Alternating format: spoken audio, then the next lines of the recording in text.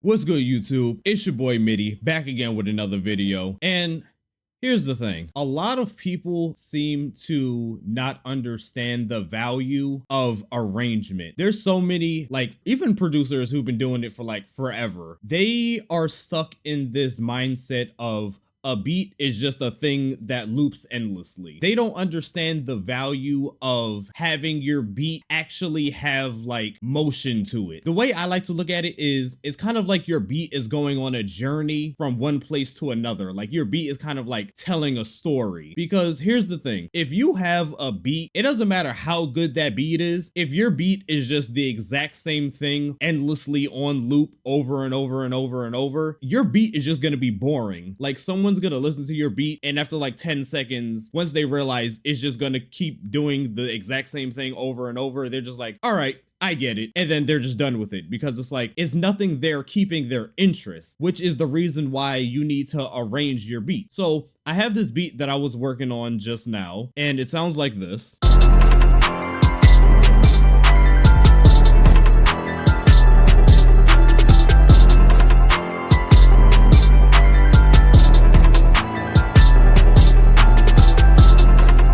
So that's a pretty cool beat. But the thing is, if the beat is just, I take this, make it a playlist, and then just repeat it nonstop for like 5 minutes, that's freaking boring. Nobody wants to listen to that. What you want to do to make it actually interesting and make people actually want to listen to it is you need to learn how to arrange. How do you learn how to arrange? That's what I'm here for. I'm going to teach you. All right, first of all, what you want to do is you want to go up here and you want to go to split by channel. What that's going to do is now every single sound is separated into its own pattern. And now what you can do is you can make different sections of the beat only have certain instruments in it so that each different section sounds different. So the way I structure it is I will have an intro where I'm building up to the chorus. I'll have the chorus, I'll have the verse, I'll have the chorus again. If there's a second verse again, then chorus, then an outro. So the way I think about it is I have the intro, which is gradually building up more and more sounds until the beat drops into the chorus where the most energy and the most instruments are playing. Then for the verse, I'll strip it back to be more spacious so that there's more room for a complex verse. And then I'll slowly throughout the verse start to build the beat back up to the chorus again. And then obviously with the outro, I'll do one of two things. I'll either continue the chorus, but do a fade out of the volume so it gets quieter and quieter and quieter, or I'll do the verse again and then I'll have the fade out. It really depends on the song. So what we're gonna do right now is we are going to establish the intro. Now, what I like to do is I like to start off the song with the least aggressive sounds and build up to the more aggressive sounds. With this beat, I have a couple sounds.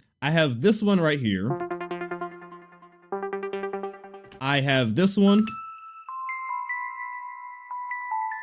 I have this little piano here.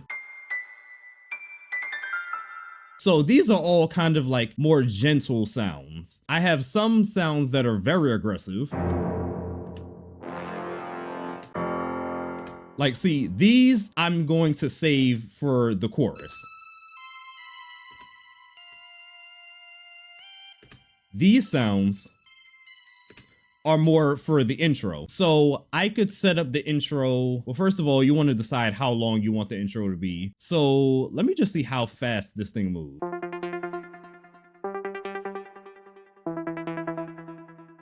I'm going to make my intro 16 bars. You know how many bars it is from this number up here. So I'm going to make the intro 16 bars, and then I'm going to make the chorus 16 bars. What I'm going to do is I'm going to decide, okay, I want these echoes. I want this sound, which I didn't actually let you guys hear it. It sounds like this.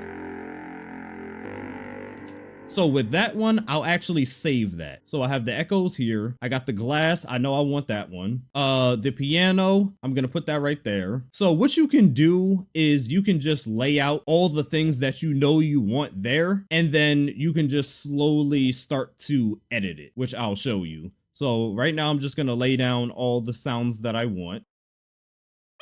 what I'm going to do is now I'm going to start adjusting when each sound starts so it can like build up energy and build up tension. I'm going to start off with these echoes, and maybe I'll start off with this thing. The first section will only have these, so it'll start off like this. And then maybe that's where I can add in this sound. And then actually, maybe I'll start with both glass. Right. Okay, so then the strings can wait. This one I'll maybe start there, and then this one I'll maybe start here, and then we can hear how this sounds.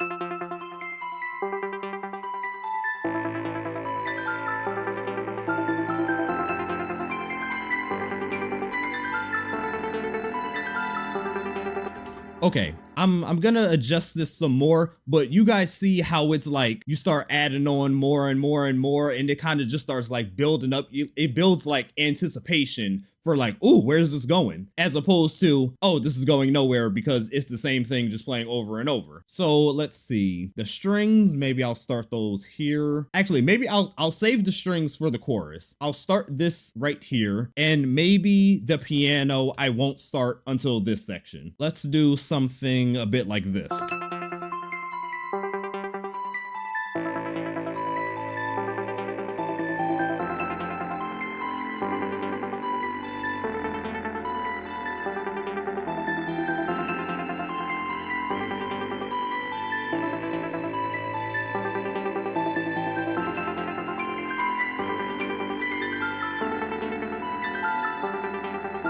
Actually, I'm going to start the piano here, and then at the very end, I want to add at least one thing that's aggressive so that you know that the drop is happening at that moment. I'm going to grab this brass, and I'm going to see how that one sounds.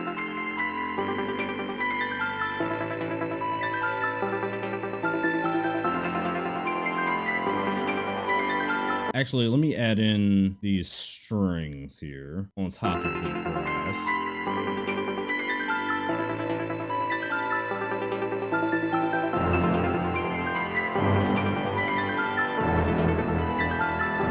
And then what you can do right before the beat drops is you can maybe take away some of the sounds, and I would say maybe like have like this section here, and then you can drop out this sound, I'll drop out this one, and then I'll just leave this. So now it sounds like this right before the beat drops.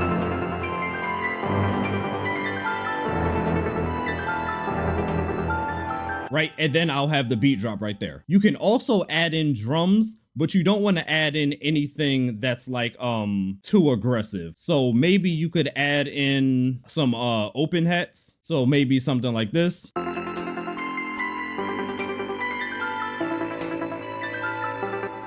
Right.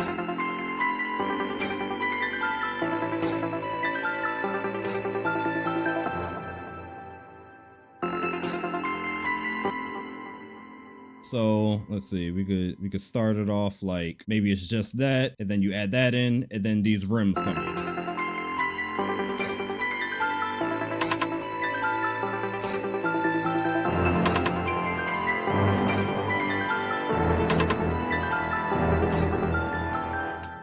And then you can have the chorus right there. So that's basically how you do an intro. You want to just slowly start to gradually build up more and more sounds so that you're building anticipation for the beat drop of the chorus. Now for the chorus, I am going to have all of the instruments play. However, with the chorus, you also still want to incorporate a buildup. So you don't want to have all of your sounds immediately playing after the beat drop. You still want to have it build up some. So what I like to do is I'll just lay down all of my sounds, and then I'll decide which ones I want for the first half of the chorus, and then which ones I want to be there for the second half. So I'll go ahead and just drop down all the sounds. Okay, there we go. So I laid out all of my sounds. I like to have the same concept I had with the intro where I'm slowly building up and adding more and more things, which means for the second section, I want to strip some of this back. So what I want to do is I want to make sure, first of all, that all the sounds that were there before the beat drop are present in the first part of the chorus. So what I will do is make sure I have all of these lined up, which looks like I do. Maybe I'll have those start maybe around here. What I really like to do is make sure that I do a build up with the actual drums. So I have the bass right here, and I don't want to immediately start with the bass. So I'll make you like wait a second for it. For the hi-hats, I'll have my standard hi-hat start from the beginning, but then my extra little the stutters, I'll slowly start to build those up. So I'll have those start there, and then maybe I'll have these start here. The shaker, maybe I'll get rid of that for the first section. The rim, I'll go ahead and remove that from both of those parts. For the snares, I can start off with none of them, only add this one in, and then add in the extra snare. For the kicks, I'll leave both kicks. For the claps, I'll let you wait a second before you get the doubles for the claps. So let's see. Is there anything else I want to remove? I think this is good for right now, but I'll go ahead and listen and see. I want you to pay attention to how the beat builds. Like, it builds energy, it builds anticipation. It makes you wonder, where is this going?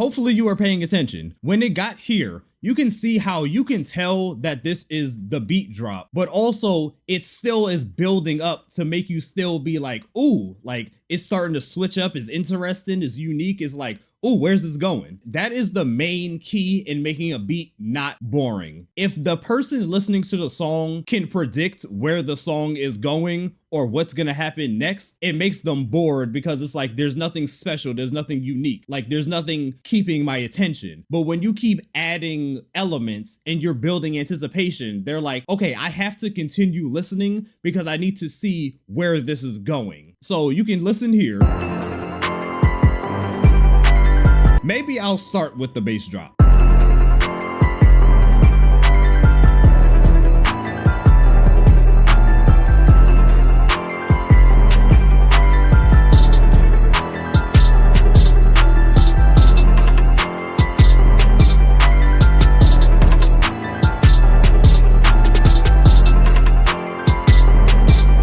There's enough happening immediately where you know that this is a beat drop, but also as the chorus is happening, it's still like changing, like you're still adding in more things. And then for the second half of the chorus, it adds even more to keep your attention. And then once you're done with the chorus, you're now going to move on to the verse. Now, obviously for the verse, you don't want to keep this same energy. The point of the verse is to let the lyrics shine. So what you want to do is you want to strip it back and you want to leave breathing room for the rapper or artist to do their thing. I will only have maybe, let's leave these, let's have the glass. You want to mainly use your more like stripped back, more like calm sounds. You want to kind of like strip back on the aggressive sounds. Also, again, like I said, we want to always have the beat going somewhere. Always have the beat on a journey. Don't just have all the sounds playing at once. Maybe you want to take this one out. Maybe you want to take this one out. So as the beat is playing, you're still adding in more and more to keep it interesting. So maybe I won't start the piano here. Maybe I'll only start the piano here. Maybe right at the end, I'll add in this extra piano with the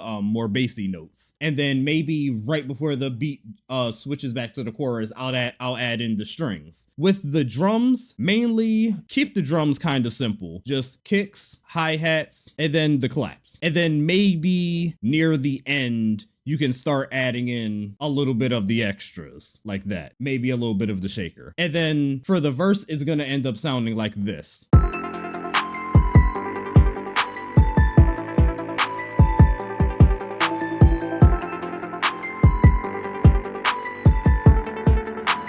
And then maybe we can add the bass in here.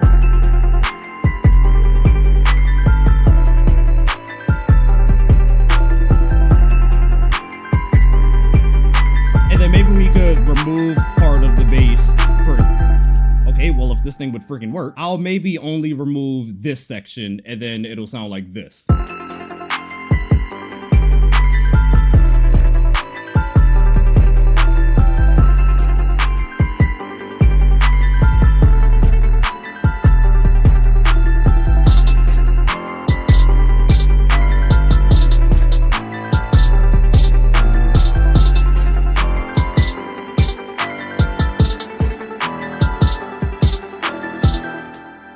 And then after that, maybe I'll drop out a couple things.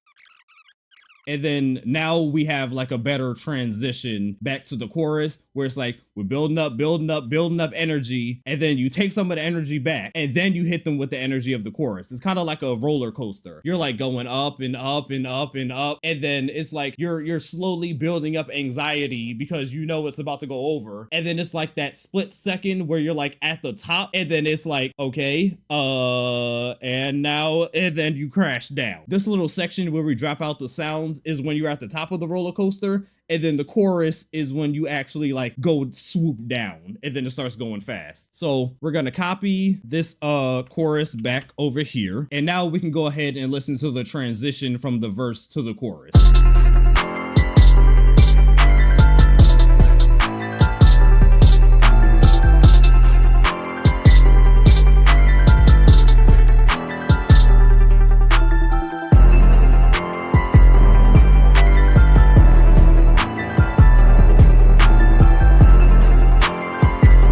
And that's how you do the verse. And then for the outro, there's two ways you can go about this. Either you continue the chorus and you fade it out, or you start the verse again and you fade it out. Or another option, add in only the like super like non-aggressive sounds, and then take the bass and then only have that. Remove all of the drums from it.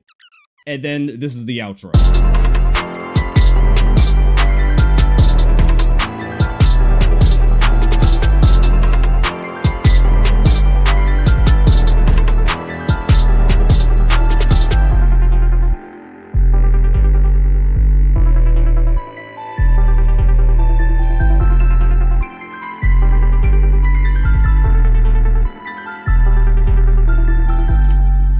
Like, see how even in the outro, you're still just like, ooh, where's it going? That's one way that you could do it. The other way, like I said, you can just take the chorus and just continue it, but now you add in a fade. Now, the way you do that is you go to the master volume, you want to right click it, and you want to go to create automation clip. I don't know. Okay, I don't know why I just did that. Make sure it starts at the actual beginning.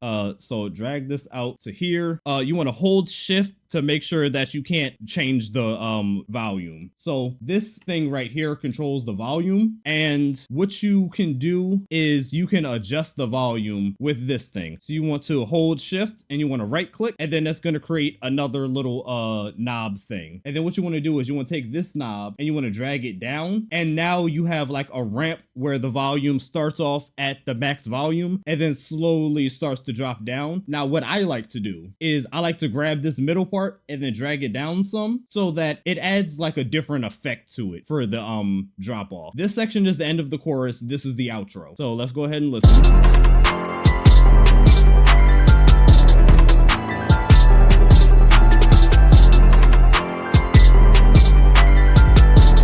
And then it's gonna drop off.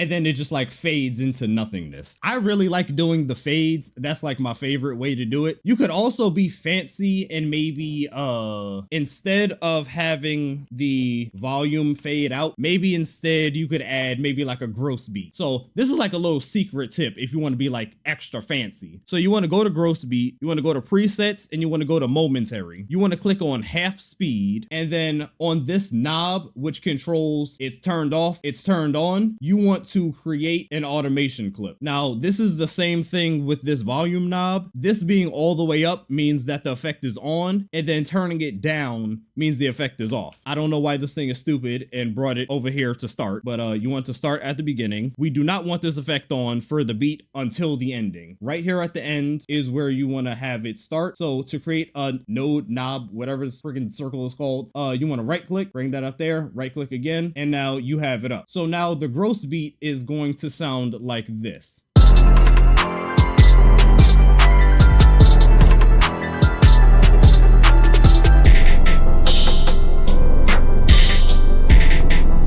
Actually, wait. That with the fade out would sound crazy. We're gonna have the gross beat with the fade out. This is gonna sound fire.